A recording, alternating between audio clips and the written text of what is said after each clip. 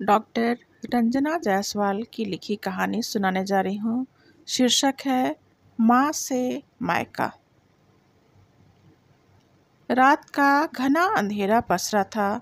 रात की चादर तले इंसानों के साथ साथ अब तो सारे सितारे भी सो चुके थे, पर ईशा की आंखों में नींद कहाँ। वह अजीब सी बेचैनी महसूस कर रही थी। अंकुर नींद के आगोश में डूबे थे। घड़ी की सुई की टिक टिक से भी उसे झंझलाहट महसूस हो रही थी। पता नहीं क्यों कुछ छूटता हुआ महसूस हो रहा था। अंशु भाभी का थोड़ी देर पहले ही फ़ोन आया था। नाना जी नहीं रहे। कब? थोड़ी देर पहले ही उन्होंने अंतिम सांस ली। दिल में कहीं कुछ चटक सा गया। शायद ननिहाल से जुड़ा हुआ वह अंतिम धागा, क्योंकि उनके जाने के साथ ही ननिहाल शब्द जीवन से खत्म हो गया। ईशा को ननिहाल हमेशा से बहुत पसंद था। यह वह जगह थी जहाँ लोग उसकी माँ को उनके नाम से पहचानते थे।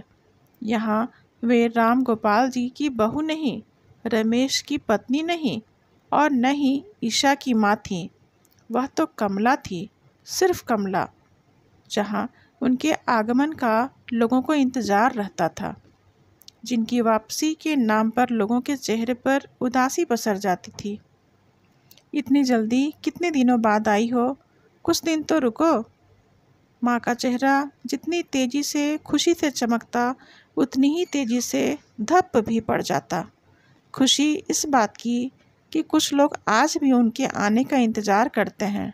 गम इस बात का कि जो दूसरे ही पल इस बात का इजहार कर देता है कि अब वह पराई हो चुकी है, सिर्फ अपनों के लिए ही नहीं, इस शहर के लिए भी। क्या सोचा है आपने? कब चलेंगी? उनकी बहू कह रही थी। बीमार चल रहे थे, सबका इंतज़ार करेंगे तो कैसे चलेगा? मिट्टी खराब हो जाएगी। मिट्टी?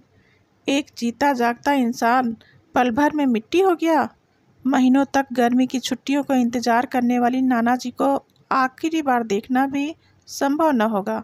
माँ के जाने के बाद उन्होंने ही तो सहेजा था हम दोनों भाई बहन को। माँ जब इस दुनिया से गईं, बच्चे नहीं थे हम। प्यार के दो मीठे बोल, ममता भरा हाथ तो हर उम्र में चाहिए होता है। माँ बहुत कष्ट में थी। हर बार की कीमोथेरेपी निराशा की ओर धकेल रही थी। डॉक्टर हर बार कहते अब वे ठीक हैं, पर माँ जानती थी सब कुछ ठीक नहीं है। डॉक्टर से मिलने के बाद पापा हमेशा भाई बहन के सामने मुस्कुराने का प्रयत्न करते। सब कुछ ठीक है, चिंता की कोई बात नहीं। पर हर बार पापा के माथे की लकीरों को अनपढ़ माँ न जाने कैसे पढ़ लेती थी। आज सोचती हूँ तो लगता है पापा के लिए कितना मुश्किल रहा होगा सब कुछ। हम सबके चेहरे पर खुशी के कुछ हसीन पल देखने के लिए वो मुस्कुराने का प्रयत्न करते थे, पर मुस्कुराते रहना कोई आसान बात नहीं। बहुत दर्द से गुजरती थी उनकी वह हंसी, हम सब के चेहरे पर खुशी के चंद लम्हे देखने के लिए। ईशा को आज वह दिन बार बार याद आ रहा था। माँ का शरीर कैंसर से दिन ब दिन कमज़ोर होता जा रहा था, पर उससे ज़्यादा कमज़ोर होती जा रही थी उनके जीने की इच्छा शक्ति। पर न जाने क्यों मायके की दहलीज उन्हें बार बार खींच रही थी। पापा के बार बार मना करने के बावजूद माँ हमें समेटे नाना नानी से मिलने चली गई थी। नाना जी ने बार बार कहा भी था, तुम चिंता ना करो, हम तुमसे मिलने आएंगे। मगर उस दहलीज, उन दीवारों का मोह उनसे छूट नहीं रहा था। छूटता भी तो क्यों, जीवन की न जाने कितनी यादें जुड़ी थी उन दीवारों से, उन गलियारों से। उन्हें हमेशा लगता था शहर के चौराहे, नुक्कड़ उनकी राह आज भी ताक रहे हैं। एक एक चीज़ का हिसाब रखने वाली माँ नानी के घर जाकर न जाने क्यों भुलक्कड़ बन जाती थी। नानी के बार बार कहने पर भी कुछ न कुछ सामान हर बार छूट ही जाता था। हर समय हर चीज़ को सहेजने वाली माँ खुद को सहेजना भूल जाती थीं। जिनकी उंगलियों पर एक एक चीज़ होती, वे न जाने क्यों मायके से लौटते समय चीज़ें रख कर भूल जाती। शायद वे उस घर में अपने वजूद की खुशबू बनाए रखना चाहती थीं, पर उस बार वे सामान नहीं, शायद अपने आप को भूल आई थी। कभी कभी इंसान मौत से पहले ही मर जाता है। माँ शायद अपना अंत जानती थी। हमेशा बोलने वाली माँ अचानक चुप हो जाती या फिर बहुत बोलने लगती। बहुत कुछ कहना था उन्हें, पर शायद हम ही उन्हें सुन नहीं पाए। कुछ था जो माँ के साथ ही अनकहा रह गया। अब की बार वे लौट कर आईं तो कुछ था जो उनसे छूट रहा था, पर माँ मुंह से कुछ भी न कहती। रिश्तों और संबंधों को हमेशा सहेजने और समेटने वाली माँ सूख रही थी। माँ हमेशा कहती थी, वृक्षों से हमें संबंधों को गहराई की कला सीखना चाहिए। कुल्हाड़ी की एक चोट से सिर्फ जड़ें ही नहीं मरती, पेड़ भी मर जाता है। नैनम छिन्दन्ति शस्त्राणि नैनम दहति पावका न चैनम क्लेदयन्त्यापो न शोषयति मारुतः। अंतिम आहुति के साथ पूजा संपन्न हुई। ईशा अपनी सोच के दायरे से बाहर आ गई। नाना जी तस्वीर में मुस्कुरा रहे थे। स्वागत करने वाले हाथ, दुलारने वाले हाथ आज तारीफ बन चुके थे। सभी लोग प्रसाद ग्रहण कर आंगन में ही बैठ गए। बड़े मामा जी के लड़के ने नाना जी के जीवन पर एक छोटा सा वृत्त चित्र बनाया था। ईशा हर कोने में बिखरी बचपन की यादों को आंचल में समेट रही थी। पता नहीं अब कब आना हो भी या शायद। नाना जी का मुस्कुराता चेहरा आंखों में समा गया। ऑफिस जाते नाना जी, पोते की शादी में नाचते नाना जी, परिवार के साथ खाते नाना जी। ईशा की आंखों के आंसू रुक ही नहीं रहे थे। अंशु भाभी ने धीरे से उसके हाथों पर हाथ रखा और कहा, स्नेह और आश्वासन का स्पर्श भी उन आंसुओं को रोक न सका। अंकुर ने धीरे से रुमाल ईशा की तरफ सरका दिया। कुछ था जो ईशा किसी से भी बांट नहीं पा रही थी। पूजा संपन्न हो चुकी थी। धीरे धीरे घर से सभी पड़ोसी, दोस्त और रिश्तेदार प्रसाद लेकर अपने अपने घर लौटने लगे। अंकुर ने भी धीरे से इशारा किया, अगर अभी निकल लेंगे तो रात तक घर पहुंच जाएंगे। रुकने का कोई मतलब भी नहीं था और रोकने वाला भी दूर दूर तक कोई नहीं था। रोकने और मनुहार करने वाले हाथ तो न जाने कब का हाथ छुड़ाकर इस दुनिया से जा चुके थे। ईशा ने सबसे इजाज़त मांगी। मामी जी ने अंकुर और ईशा का टीका किया और घर के लोगों के लिए डब्बे में प्रसाद बांधकर दे दिया। ईशा ने एक भरपूर नज़र घर पर डाली। कितना कुछ समेट लेना चाहती थी वह। शायद रिश्ते, शायद घर, या फिर शायद यह शहर। सब कुछ तो छूट रहा था। गाड़ी धूल उड़ाती आगे बढ़ गई। रास्ते भर ईशा ने किसी से बात नहीं की, पर अंशु कुछ कुछ समझ रही थी। वह उसके चेहरे को पढ़ने का प्रयास कर रही थी। उम्र में उसे छोटी ही थी, पर दुनिया की उसे बड़ी अच्छी समझ थी। जीजाजी बड़ी देर से गाड़ी चल रही है, कहीं ढाबा देखकर गाड़ी रोक लीजिए, चाय पीने का मन कर रहा है। अंशु समझ चुकी थी। कुछ ऐसा था जो ईशा को चुभ रहा था। ईशा बेचैन है, अंशु यह अच्छी तरह समझ रही थी। नाना के घर से हमेशा के लिए नाता कहीं न कहीं टूट रहा था। सब लोग ढाबे की ओर चल पड़े। ईशा भरे कदमों से कुर्सी की तरफ बढ़ ही रही थी कि अंशु ने हाथ पकड़कर उसे रोक लिया। दीदी, आप बुरा न माने तो एक बात कहूँ। हाँ, बोलना। नाना जी का जाना हम सबके जीवन में एक खालीपन भर गया है, पर इस दुनिया में जो आया है उसे एक दिन तो जाना ही है ना। नाना जी अपनी सारी जिम्मेदारियां पूरी करके गए।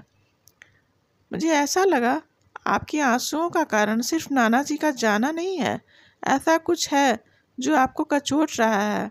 आपके आंसू थम ही नहीं रहे हैं। ईशा चुपचाप अंशु के चेहरा देखती रह गई। अंशु न जाने कैसे उसके दिल के दर्द को समझ गई थी। अंशु, तुमसे आज तक कुछ भी छिपा नहीं है। आज भी तुमसे मैं कुछ भी नहीं छिपाऊंगी। जिस घर में मेरी माँ पली बढ़ी, जिनकी हर सांस मायके से शुरू होती थी और मायके पर ही खत्म होती थी, आज नाना जी के घर जब वह वृत्त चित्र चला तो मामा जी के बेटे बहू, नाती पोते सबकी तस्वीरें थीं, पर मेरे पापा और मेरी माँ की एक तस्वीर भी नहीं थी। नाना जी की संतान मेरी माँ उस घर की बेटी भी थी, किसी की बहन, किसी की बुआ भी थी।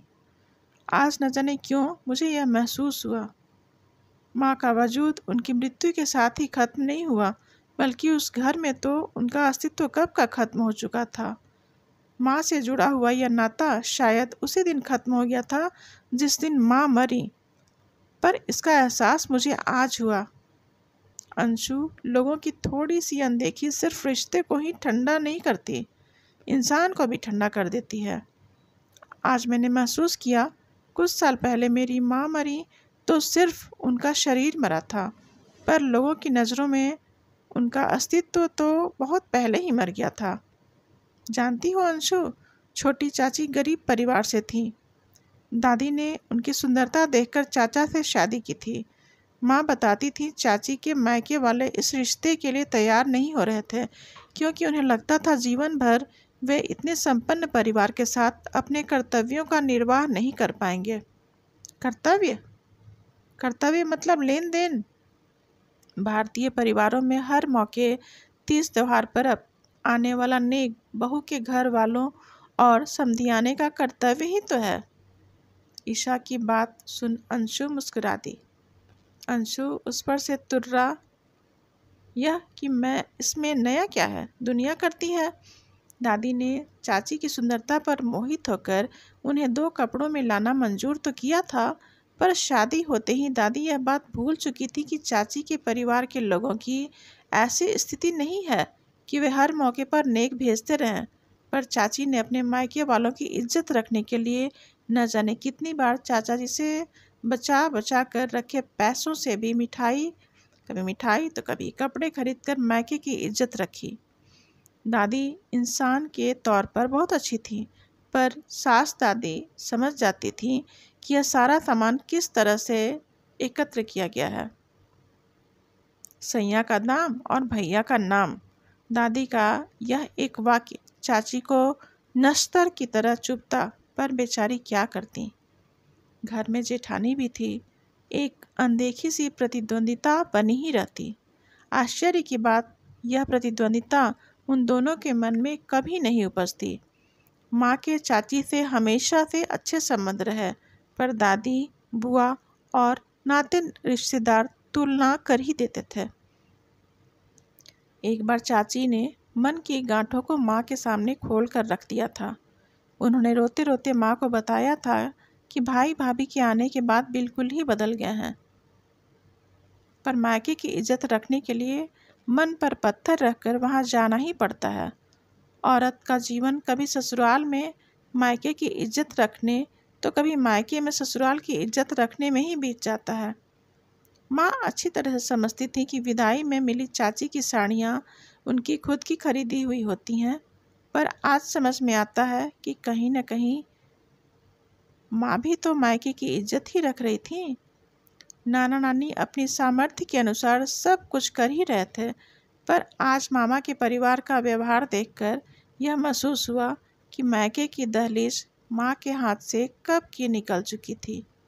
जिस परिवार के पास नाना के परिवार के नाम पर उनकी बेटी और उसके परिवार की एक तस्वीर भी उपलब्ध न हो सकी, वह भला माँ से जुड़े रिश्तों की क्या कद्र करेगा।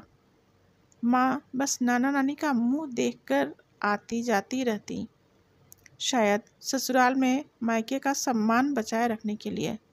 अंशु ईशा के चेहरे को देख रही थी और ईशा आसमान में बिखरे उन बादलों के बीच डूबते सूरज को। रिश्तों की भीड़ में आज एक रिश्ता कहीं डूब गया था। कहानी समाप्त। कहानी अगर पसंद आए तो इसे लाइक, सब्सक्राइब और शेयर ज़रूर करें।